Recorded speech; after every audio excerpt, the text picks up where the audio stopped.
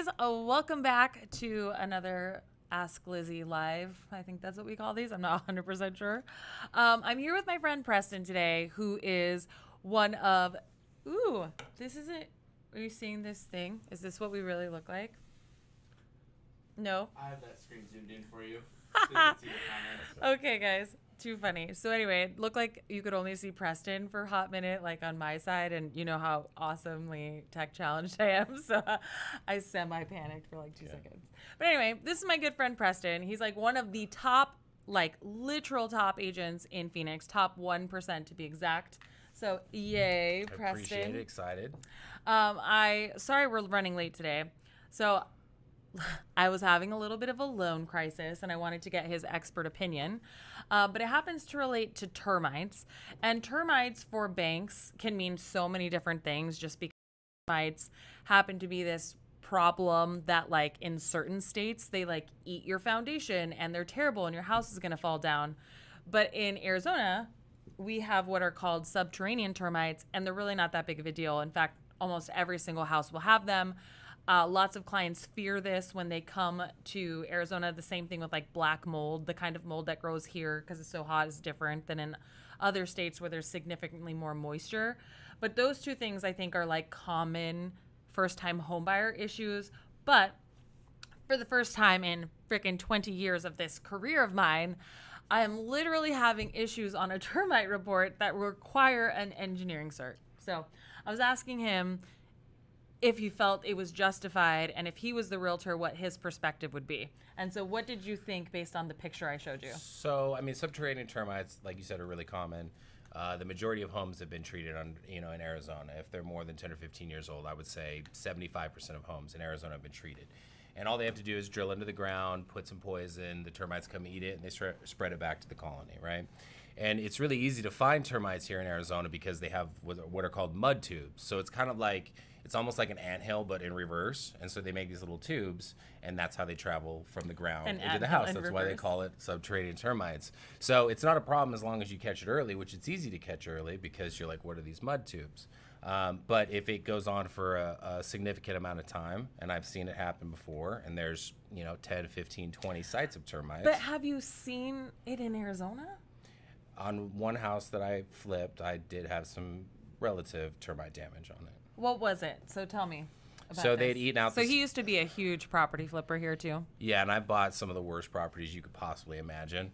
And so they just had termites. They didn't treat it. Like a lot of times when I buy homes that are just in terrible shape and the roof's bad and it's had termites for a while, they gotten into the studs. They went around the showers. They liked the moisture. They went around the refrigerator where there was heat and air moving, and they ate some of the studs. And so we dug in and replaced some studs. That was it. He makes it sound like it's no big deal. Replacing studs is kind of a big deal, I think. Yeah, I mean, there's studs that are very important. Like you have to rip off like all the drywall to get to your studs, all of the insulation to get to your studs. So, I mean, if the stud is 2x4, it's kind of important. If the stud is larger than that, it's very important. That's the general rule. Okay.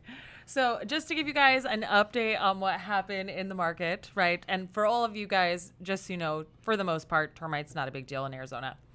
Okay, so lots of mixed data. Okay, so we started the day with this awesome reprice for the worse in interest rates. And it is like literally because of so much mixed data, but then we ended kind of flat, and that's because the ADP jobs report came out and it's like, way less jobs were created this month. So that typically, like the Fed's job is two things: keep inflation down and up, right? Keep it at 2%, and then to make sure that their jobs are constantly growing and that the economy is constantly growing. So if we show that the economy is like jobs aren't being created, it shows that we're still struggling. And if we're still struggling, what's positive about that is that they're going to continue with their asset purchases, which will keep mortgage rates down. But like the market is really hard to get a hold of. And so lots of upward movement and then a flat ending, but felt fairly dramatic for me today. I could see that. Yes. Now, Preston has like a ton of feedback on what I just said because I probably gave like world's worst description of the Fed's jobs. And he has lots of opinions on this. I hope that I will get him to be like? Yeah, so I mean, the Fed's good. I look at the Fed as kind of like, it's like when you go bowling and you have the bumper lanes just to make sure the ball doesn't go careening off of the tracks. So as long as they keep it to bumper lanes and not tinkering too much, then yeah, the Fed's a great institution. So I'm going to say hi to some people who are regular joiners. We have Rod from Michigan. Rod and Laura, hey, thank you for coming back. We have Day Night. Thank you, honey. Steven, great job. I'd love to see you on here. Miguel Rivera.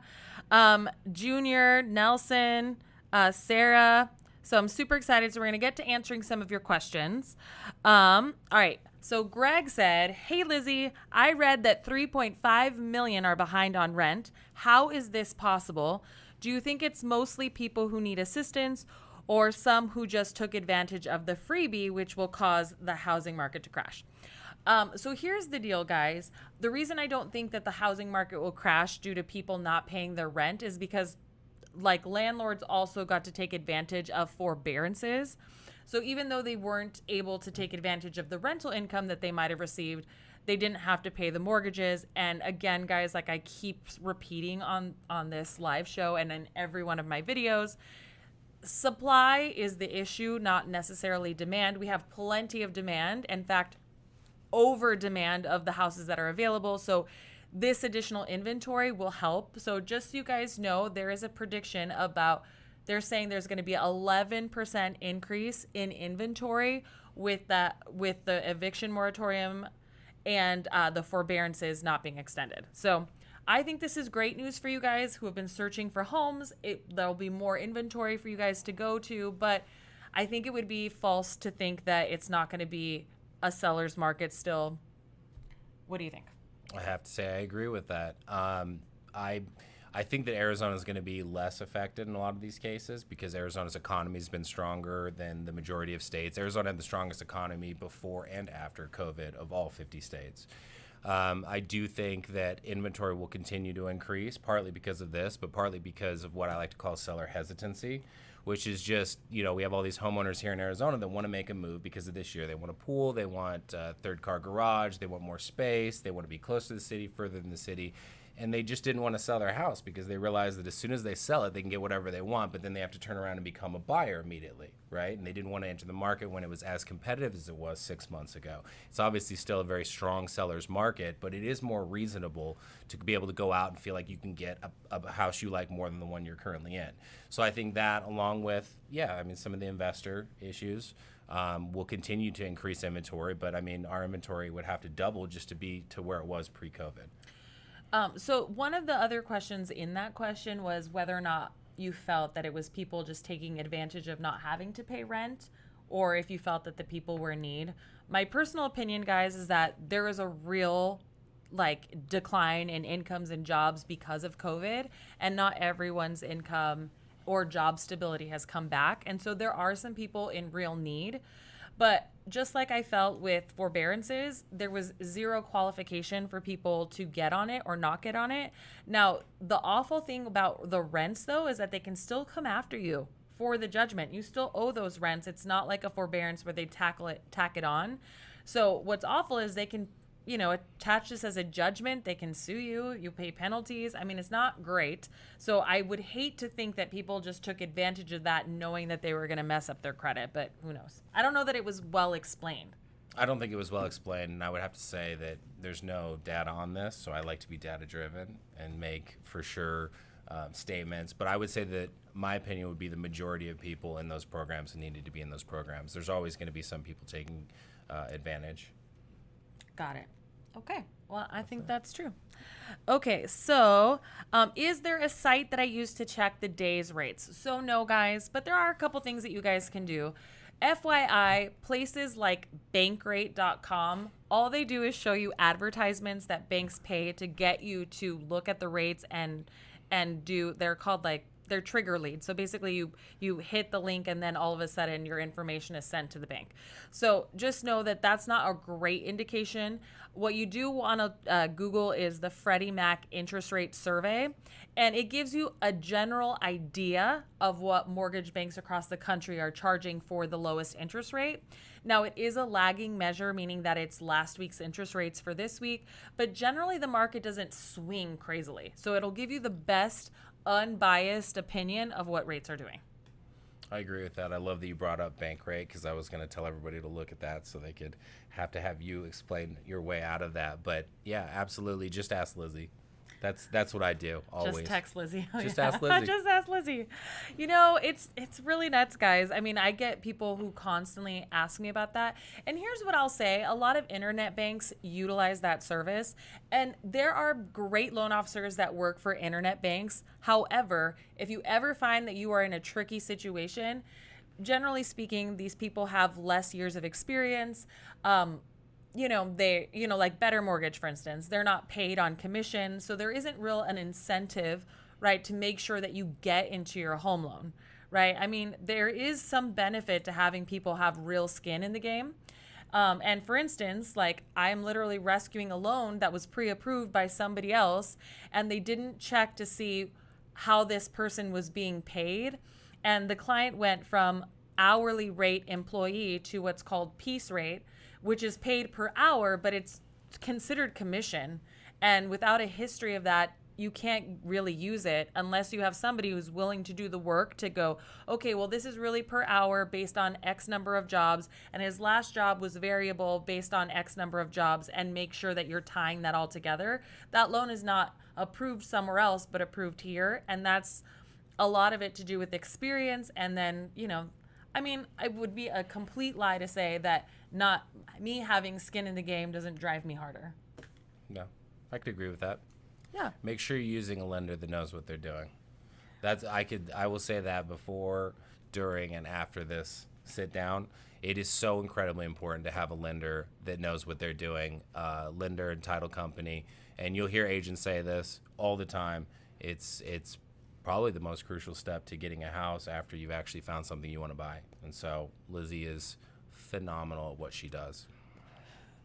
Guys, and I will tell you that this is a semi-unbiased opinion, because when I met him, he did exclusively work with someone else who he told me he would never part ways with. And he hasn't parted ways with them, but he's in an open relationship with me now. Wow. I mean, it is 2021. I guess it's okay now. Too funny. Okay, so let's see. Termites are the worst. Yeah, no kidding. I feel the same. All right, so non-occupying co-borrower living in another state already has a home, plans on living with us throughout the warm months, 6 months. We'd like to do an FHA loan. Can they help me? Yep, you can have a non-occupying co-borrower on your FHA loan so long as they're related to you. So that can absolutely be the thing. Whether or not they stay with you for 6 months is kind of irrelevant, because that it's not full-time living, and that's a requirement of FHA loans if they're going to be an occupant. But you guys are occupying the property, which satisfies that commitment, and they can be a non-occupying co-borrower for that loan. Ask Lizzie. That's my answer on that question. I know. You know what's weird? So I don't think I think it's because when I sit on this side, I feel Do you want to lopsided. switch? Well, We can kind of, switch. because I'm OCD, but no, We can we're not switch. going to switch. Okay. We're not going to switch. But now I feel like I'm like This is my better side anyway, so if you need to switch, just let me know. too funny. Okay, Sarah Corona says, been watching your videos for a year now. Dang, girl, thank you. Your videos have been very helpful after 4 months looking for a home. Oh my God, you got your offer accepted, girl. Congratulations. That is super awesome. Javier, the market is crashing. Oh my God, I heart that guy. He's the only reason I have a YouTube channel. Let's see here. What's the best way to take title on a home as a married couple? Do you know this? As a married couple, Dun, dun. ask title. Okay. So there's a couple ways that you guys can take title. If you're married, you're going to want to take title with right of survivorship. It's important that you do this because in case one of the spouses dies, you want to make sure that the other person inherits the property. I just recorded an entire video on this, and I will tell you that I literally just had this saddest situation. This lady was married to her husband for over 30 years. They did a refinance, and somebody recorded title as just husband and wife.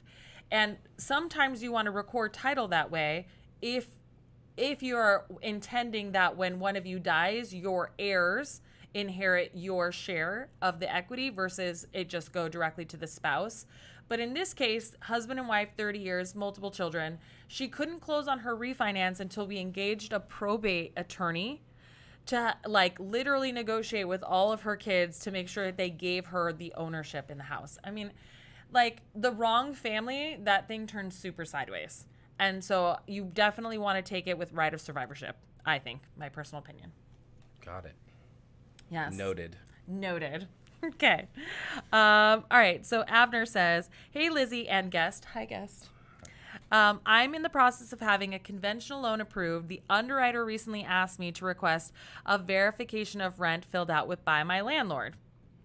My landlord you didn't want your landlord to know until you were closing. Is there a way I can bypass this request? Yeah. If you pay them via check, just print out the last 12 months of like canceled deposited check images, and that should satisfy that request. How often do you hear weird lender issues like this? Like that? That's definitely more on your side. So yeah, like a VOR is, but what's the weirdest thing that you've ever heard about, like loan-wise, that you had to like go, hey? Had to work through, or oh my gosh, all kinds of stuff. When the lockdowns first happened and people were on like short-term leaves, but they were like guaranteed their job back and like getting letters from lenders. There was all kinds of stuff. This was the craziest year ever, I think. For dealing with loan stuff? For dealing with loans, for sure. Real estate was not easy either. What was the hardest part about real estate this past year? Just keeping people positive. I think for the majority of buyers out there, getting a home this year involved probably offering on multiple properties. And so I would always have that pep talk with them like ahead of time. You go into a house, you fall in love with it, you imagine your family there, and then there's 8 offers, and we finish second, third, fourth, doesn't matter, only one person's going to get the house. And so just keeping them positive and letting them know that, which was awkward for a couple other conversations where I had that pep talk, and then we got the first house we offered on, and they're like, what were you even talking about? So I think certainly for buyers, it was just a kind of, it was a war of attrition. Like, I mean, you just have to stay positive and keep going. And everybody I worked with that didn't give up got a house this year. Every single person. That didn't give up. That didn't give up got a house this year. So just so you guys know, I did some market research on our own data because obviously I can't pull it for like the industry, and for whatever reason not a lot of people talk about this, but the average, like from when we got the inquiry that somebody was interested in purchasing to when they closed on a house was actually 290 days.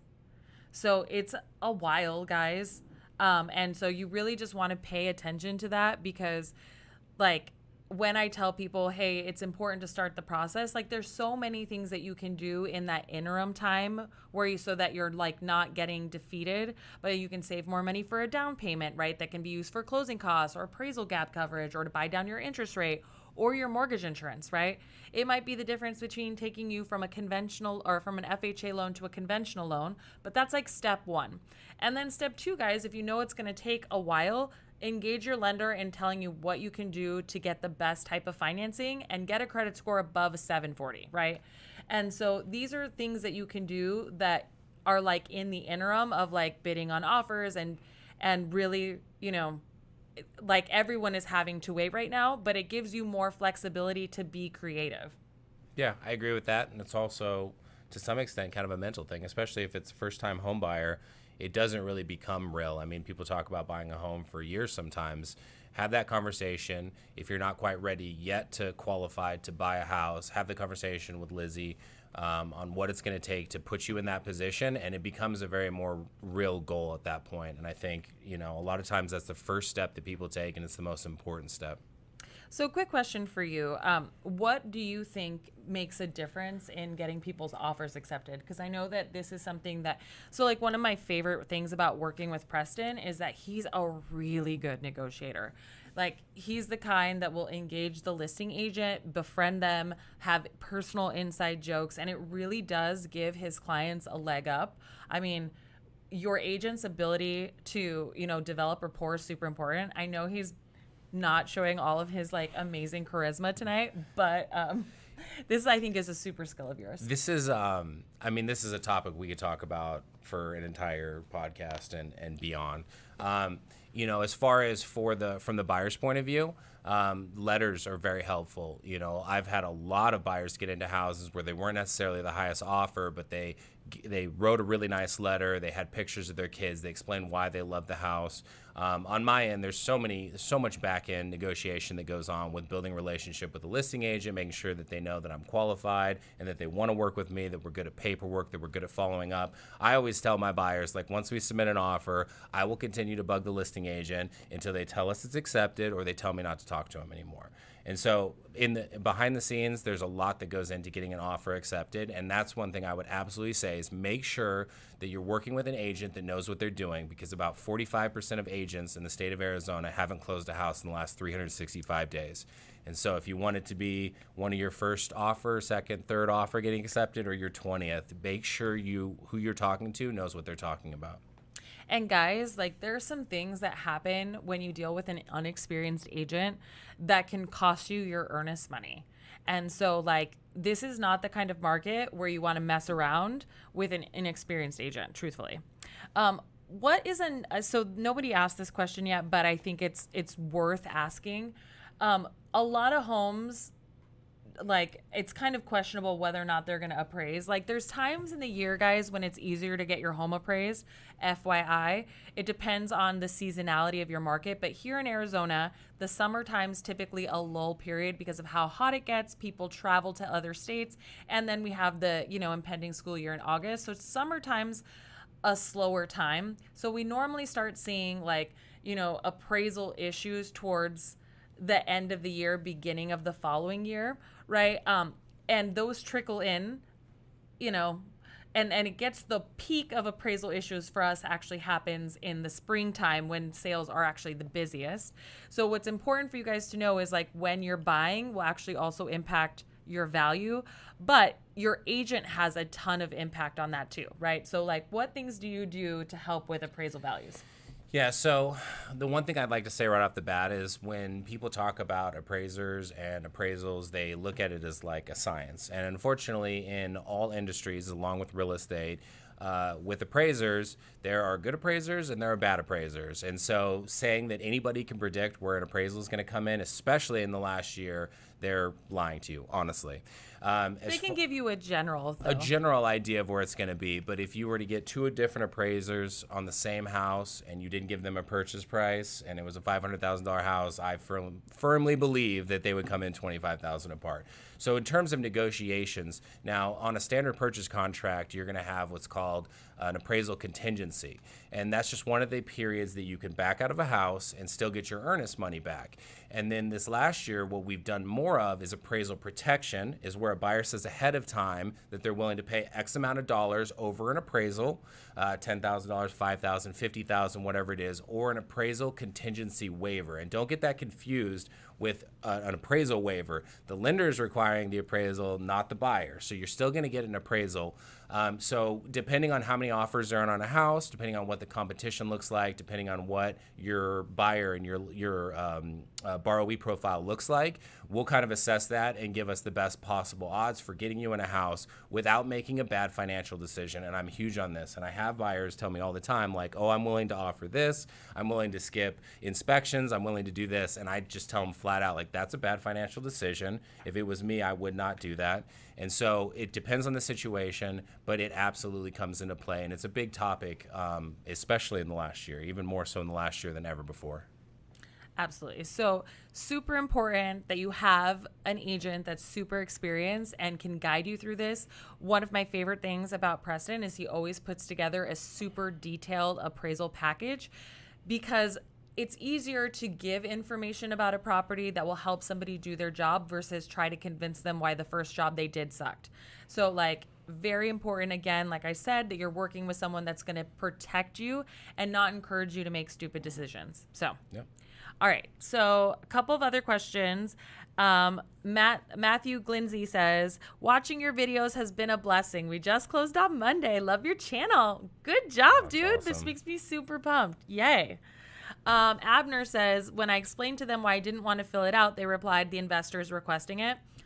Guys, this is a common, I don't know who you decided to use with your lender, but oftentimes you have to like pick up the phone and speak to your loan officer and say, hey, what else can I provide you for that? I promise you, even if the processor says that they just need this, it's super important for you to, it's super important for you to push back and say, hey, I can provide you with X, right? A lot of times they'll be negotiable. Best way to execute that, though, if they're really being difficult, just say I talked to a different loan officer. They'll improve. I agree with that 100%. Yeah, every time you want someone's service to improve, just tell them you talked to a competitor. Exactly. Shop it.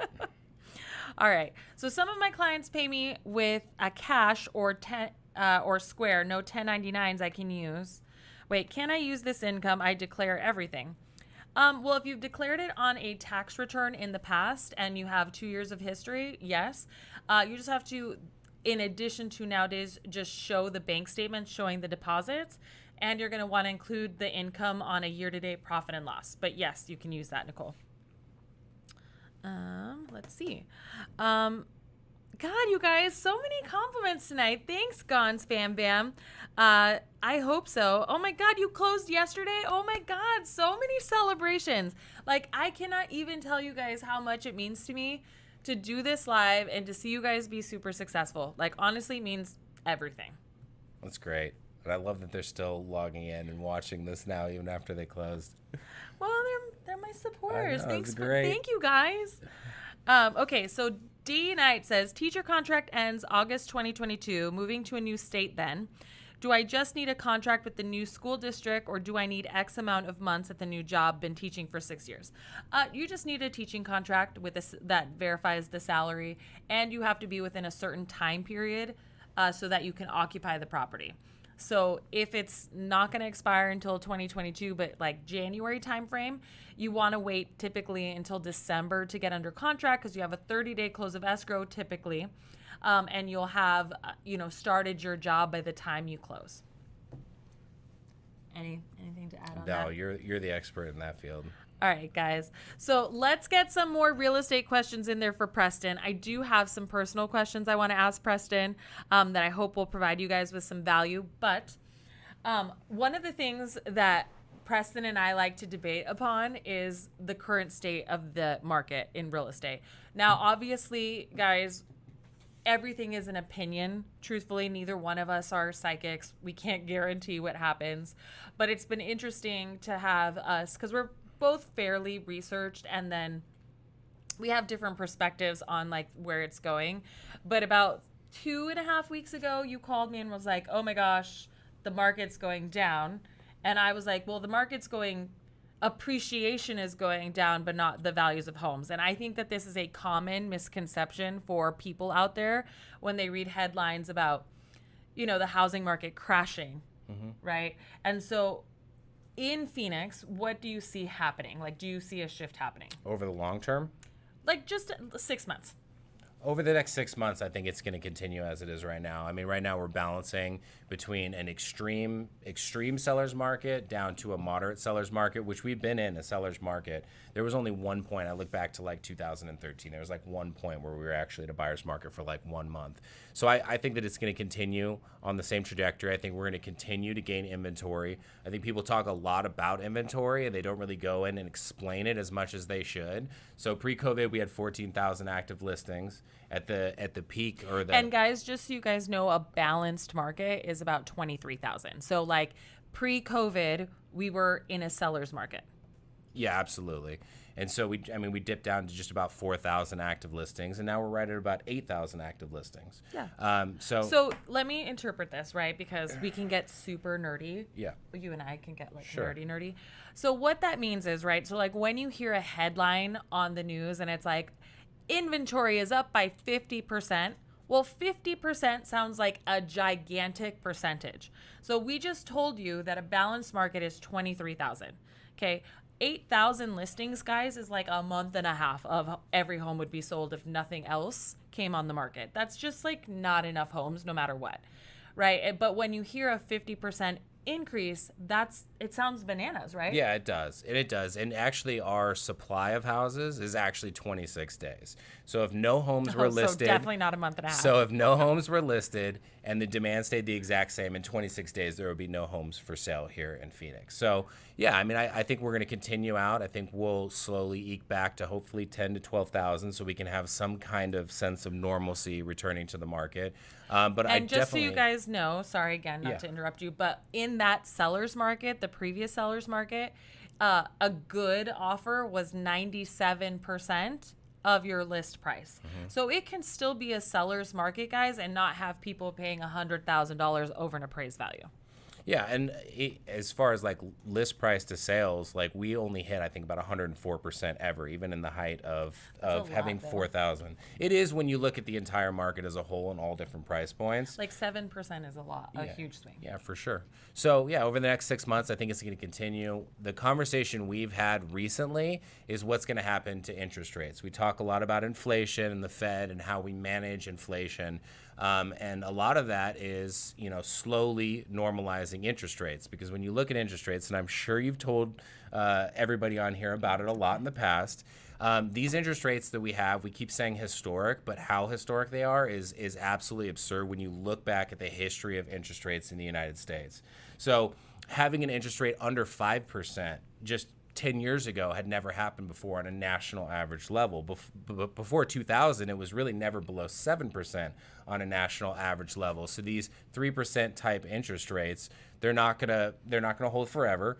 And so when we're talking about like what's gonna happen in the next 6 months is anytime there's inflation, what they always say is real estate and precious metals are phenomenal investments. And I want to add one more layer to that. Buying real estate while interest rates are as low as they are is incredibly important, because I don't think that you can predict any type of crash. I don't think a major crash is going to happen, but real estate has been the tried and true investment. And especially during times of inflation like we have now, these rates are amazing. I want to break that down a little bit for why people talk about it being such a good investment. So what's unique about real estate is that typically, like in times right now where we're seeing rapid growth, we're going to see rapid value increases, but the home values aren't going to go down. Now, the amount that a home might increase in value from here on out is definitely going to decline. And that's a lot about what you hear in the news, right? When they said, values are going down, they're talking about appreciation, which is your house is worth X number of dollars now, and it keeps going up. The reason why we love real estate as an investment when inflation is up is because your loan is attached to wherever the value of the dollar is, right? And so the loan actually depreciates, which means it's worth less and less every year. But the house also, the value of the house rises, right, with inflation. So the house is worth more and more. The loan is worth less and less. And it's so awesome, especially because you can get like 100% return on your cash investment. So your down payment funds, your cash to close, even in a market like this where you're paying over an appraised value or over asking price, you can typically get 100% return in like 2 years or less. I mean, that is unheard of. So that's why people like talking about this. Now, people are uncomfortable with appreciation to this extent, right? Like you called me the other day and you're like, this is uncomfortable. Like, I like that you're conservative because it means that you're never going to tell people to make stupid decisions with their money. So a rapid appreciation makes people feel uncomfortable. Why is it that you don't think the market, like housing values, are going to plummet? Well, I don't think housing. Well, first of all, it comes down to inventory. I would say is the primary statistic that I would point to, and inventory across the United States, there's such a massive housing deficit for the actual amount of people that need to have a roof over their head. Phoenix just happens to be the number one market of all metropolitan cities in the United States. Out of 130, they did a survey, and we have the largest housing deficit of any metro city in the entire United States. So that alone, it would be what I would point to as far as, even if there's a recession in Wall Street, if there's a recession in, stagflation that had to do with inflation, I don't think that it's going to hit the housing market like it did in 2008, because the dynamics of what that market was in 2008 was honestly almost polar opposite of what it is right now. We had unbelievable demand. You were talking about demand. We didn't go into it too much, but demand right now is at 108% of where it was last year. But in 2005, 6, 7, when people were doing these stated income loans and they were being able to buy 2, 3, 4 houses, I heard of investors that were buying rental properties that didn't even put renters in it because they knew they could just hold on to it for a year and the rate of appreciation would be enough profit for them to have wanted to buy that house. So it's very different right now. It's a much stronger housing economy right now than it was in 2005. And so I'm for sure not predicting a major housing crash in the next 6 months for sure. Yes. And so, just to add on to that, I mean, guys, people don't typically foreclose on their homes when they have equity. Yes, there's a lot of people who have not paid rent. There's a lot of people who took advantage of forbearances. And even then, guys, they're talking about an 11% increase in the number of houses available. And so that's why we're not saying that a housing crash will happen. Now, it is unrealistic to sustain an environment where people have to pay so much over. Eventually people will outprice themselves from a home. And so that's why, in general, I do actually think interest rates should go up a little bit, right? For sure. And reduce that kind of crazy pressure on the buying market right now. So yeah, absolutely. So all of that. Also, guys, just a fun fact, mortgage applications also increased again this month. So all those naysayers that were like, oh my God, mortgage applications are down, right? That was seasonal. COVID took away everyone's summer vacations. No one had anything other to do than buy real estate. So look on Zillow. I know I was there for it. That's what it is. Okay. So I see, let's see. I think we answered about the housing market. Self-employed, thinking of buying a new vehicle. Don't do it. If you are in a home loan, do not freaking buy a vehicle until you've been pre-approved and your lender knows if you can afford it. Now, obviously, your research, because you're talking about an accelerated depreciation. So yes, that can actually be added back into your income and help you pay less self-employment taxes, but make sure it doesn't mess with your debt to income ratio. All right. 40-year mortgages becoming an option in 2022. Guys, it's on the table right now. I haven't seen them roll anything out. I will say that they definitely made getting qualified for a conventional loan a lot harder in 2021. But one of the recent changes that I think is going to positively impact anyone who actively has rent coming out of their bank statements and or their rents are being reported to their credit bureaus, this is actually going to be something that is considered in Fannie Mae, and it's going to help people qualify for more conventional loans. So I actually think, somebody asked about whether or not, this was going to, if guidelines were going to ease up at all. I think in that capacity, yes. But I think that until the economy is stable, I think the self-employment, the year-to-date P&Ls, the 3 months business bank statements, I think they're here to stay. And I think honestly, I heard recently that some lenders were raising their FICO score requirements on FHA loans to back to 620. So I definitely think that until we've gotten a really strong gauge on the direction of the economy, I think guidelines get harder. I don't know. All right, so people are like, go super nerdy. We're like the nerd alert. Like nerdiest people I know right in this room. No, I'm me. Okay, guys, if you're looking for a kick-ass title officer in Arizona, guys, this is your girl. She speaks Spanish. She speaks English. She's super professional. And I, hands down, one of the best professionals I work with. So she is awesome. Yay. All right. So, this is a good question from Devin. It says, what's one thing you wish your clients knew more about in your respective lines of business? That's a tough one. You go first. Let me think about what my answer is. I mean, for me in general, I think that real estate, unfortunately, has the lowest bar of entry. Now, I'm grateful for that because, guys, like I told you before, I'm from Nogales, Arizona. And if it didn't have such a low barrier of entry, I might not be able to be where I am in life today. That being said, I mean, not everyone is going to be as researched or like I try to make the most out of this opportunity. I want to help the most people, and I have taken this job super seriously. I study guidelines, I memorize guidelines, and I fight hard for all my clients. So I feel like I maybe am an anomaly, when it comes to like the 500,000 people that do loans. And I'm not saying that I'm the only one, but I'm saying I don't know that many people in real estate in general and loans take this job as seriously as they should. And because they don't, you can mess up a person's life. Like I got qualified for a 2-year ARM, interest only, at 23 years old, and I definitely did not I qualified, but I shouldn't have bought, and I got shit financial advice from somebody who had shit finances, and it literally ruined many years of my life. Like I'm grateful for that mortgage, but I'm like sad for my 20s. I couldn't do anything because of that, and I feel like I wish people knew how little people know that are helping them with real estate and loans. Yeah, I agree with that 100%. And I see transactions go through all the time that I'm like, how does that person go to sleep and have a clean conscience at the end of the night?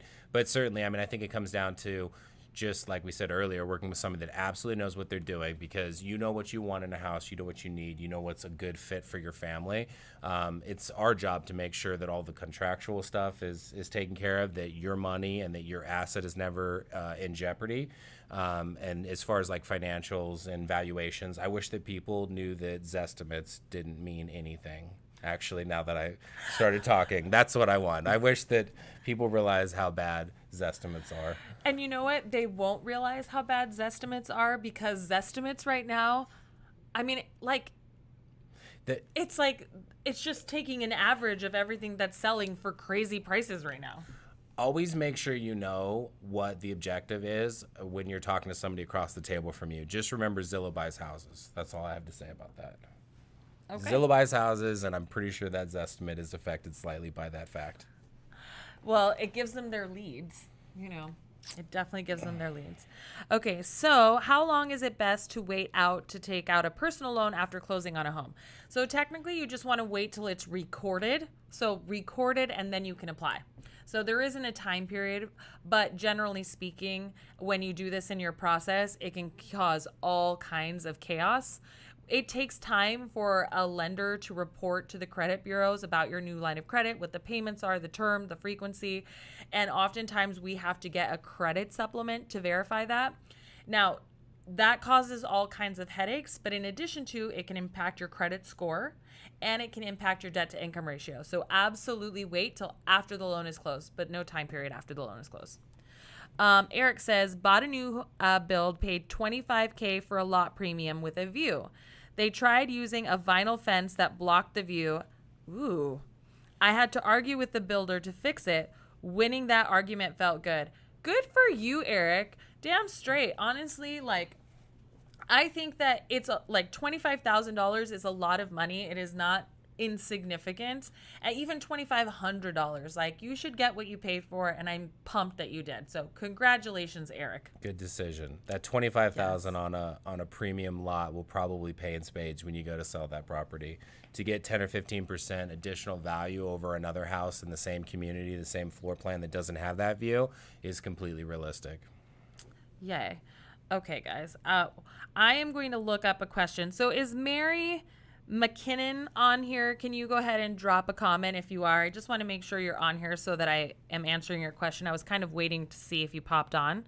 And if you aren't on, then I will go ahead and send you a detailed email because your question is a lot.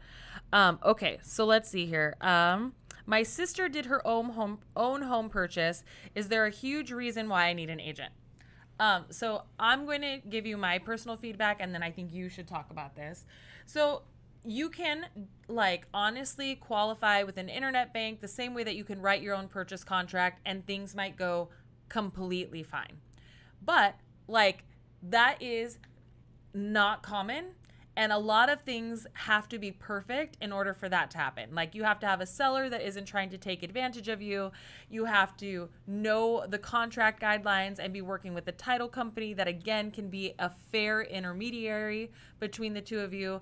And guys, let me tell you, when money is involved and people don't know each other, even when they do know each other, things get funky. Sometimes it's worse when that happens. Yeah. And so you just want to be protected. This is a large investment, and you want to make sure that anything that you do, right, protects your interest in the property and make sure that you're making a good financial decision. So, can you do it?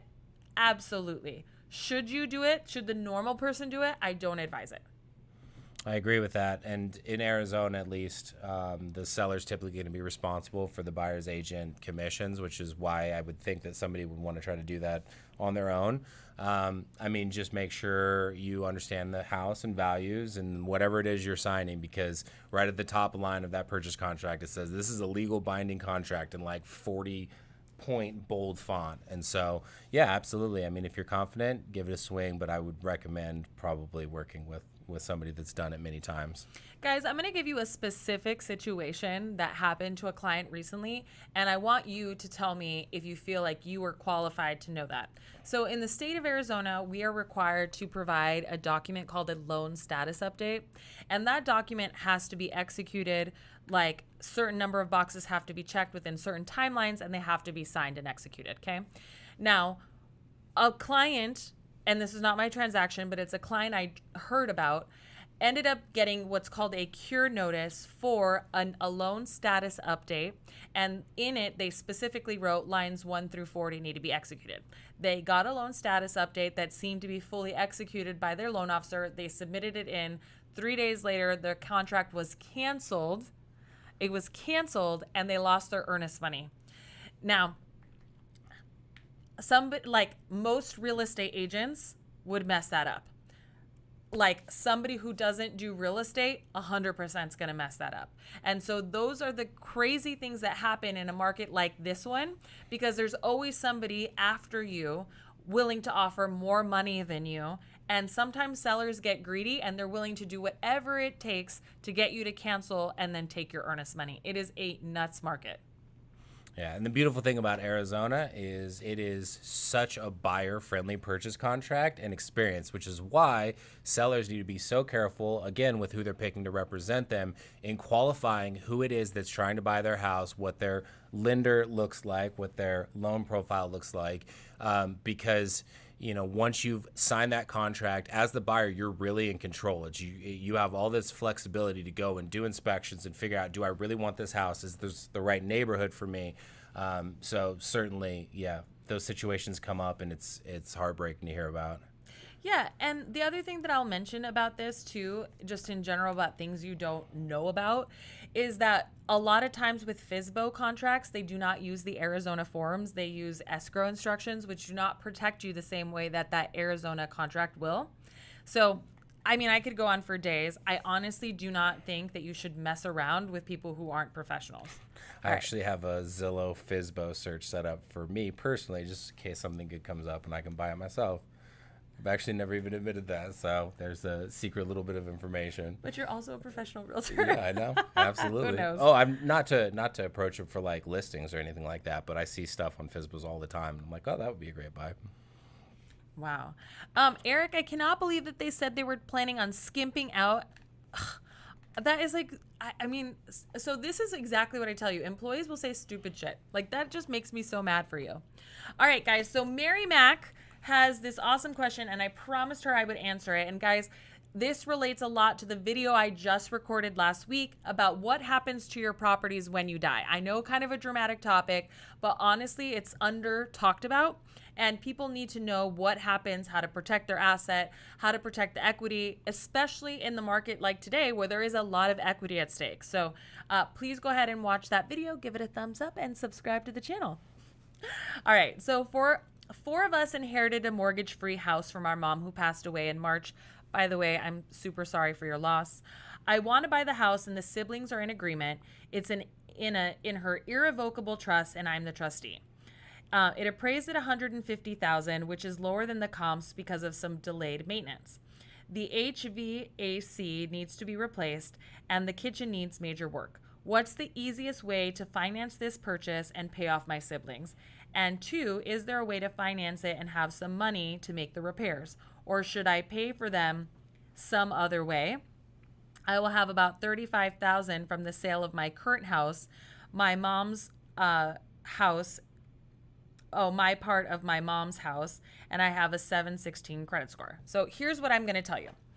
So you guys are already technically the owners of the property. If you can get into a property equity agreement with your siblings and verify how much you're going to be buying them out, and you are on title for 6 months, you can actually do what's called a cash out refinance. You can pay them off, and you can also take some money out of the property so long as you're under an 80% loan to value, meaning that the loan does not exceed 80% of what the house is worth.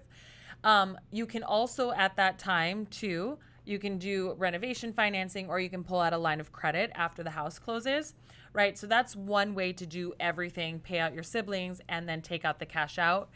If let's say 6 months is too long of a time period for you to wait, you can also just get an equity property agreement now, pay out your siblings, and then later down the line, you can do renovation financing to improve the house. But either way, you're probably going to wait some time period or maybe have to do 2 types of loans. So I hope that helps answer your question. But that's a great one, guys, and lots of people have questions about that kind of stuff. All right, so Emiliano, guys. Oh, he is an excellent real estate agent. If you're looking for an excellent real estate agent, also in Arizona, I work with him and he's awesome. He asks, how does someone properly use a loan to purchase a 4-unit complex with an FHA loan? Okay, buying multifamily properties is very different between conventional and FHA. Conventional loans, there's only one loan that allows you to purchase with minimum down, and there's income restrictions and first-time homebuyer requirements, and it is not easy. If you're going to buy something with conventional financing, expect to put 25% down. Okay. All right. Now, having said that, you can buy an FHA loan and use minimum down, and you can Google how much you can go up to. I mean, it's way higher than the loan limit of 368. But the caveat to that is that the house has to debt service. So the rents that come in at 75% of the rents have to come in and cover 100% of what your mortgage payment is. Otherwise, your down payment has to increase until it gets there. So challenging to qualify for multifamily units. If you're inexperienced again with loans, you will fuck this up. I agree with that. Very difficult, at least in our market here, to get a multifamily that's going to cover that type of payment. Yes. Actually, it's right now, since rental prices are so bananas, I haven't seen it happen where I have had an issue, knock on wood. I had one recently that was such a pain in the ass, but I still got it through. We just disputed the rental value, believe it or not, over my appraised value. Really? And 3 go-arounds to convince them why we should be appraised not just to multifamily units but to studio apartments. But it is hard, and again, you have to work with someone who knows what they're doing. Okay. All right, so Lee Velasquez, thank you for the super chat. Says, self-employed here in a seasonal line of work, is it possible to get a home loan during an off-season when a business bank account might not show any profit at all due to loss of seasonality? Yep, absolutely. I actually help lots of fishermen who go out to Alaska in certain parts of the year and they only work certain portions, and then throughout the year they don't have any income.